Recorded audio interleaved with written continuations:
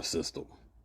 Despite the fact that there is a tier list, I wouldn't pay too much attention to that tier list outside of tier 8.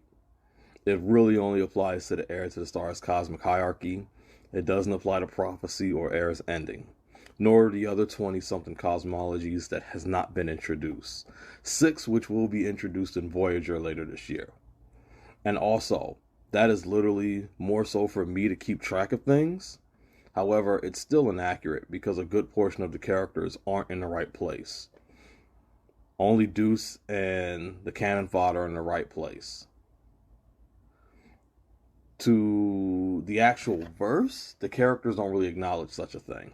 Everything has to do with the limits of power. I will post a link in the description box below so that you can see what I mean. The limits of power is the system that effectively defines everything. It tells you how and why behind the power system of Suggsverse. Smoke, Sincere, Lamont, Chris Spades. Their limits of power operate differently in Heir's Ending than what it does in Prophecy, and the same applies in Heir to the Stars. Their tier rating basically resets when they enter a different cosmology in the Suggsverse franchise. They don't exactly lose their power.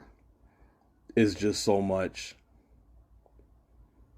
effectiveness. I guess efficiency. Heir's Ending 2 shows this. The weekly stories have shown this with Smoke. The one that basically moves the chessboard pretty much set up this mechanic. The Suggsverse refers to a series of books written and published by Lionel Suggs, officially titled Heir to the Stars. Those who have heard of it may know it as a work that focuses excessively on the power levels to the point of surpassing omnipotence on multiple levels, and even that may be an understatement. The main story begins with in-universe author and narrator, the Ace of Spades, leaving his station after creating 7 possible successors and the ensuing power struggles they face to obtain his position.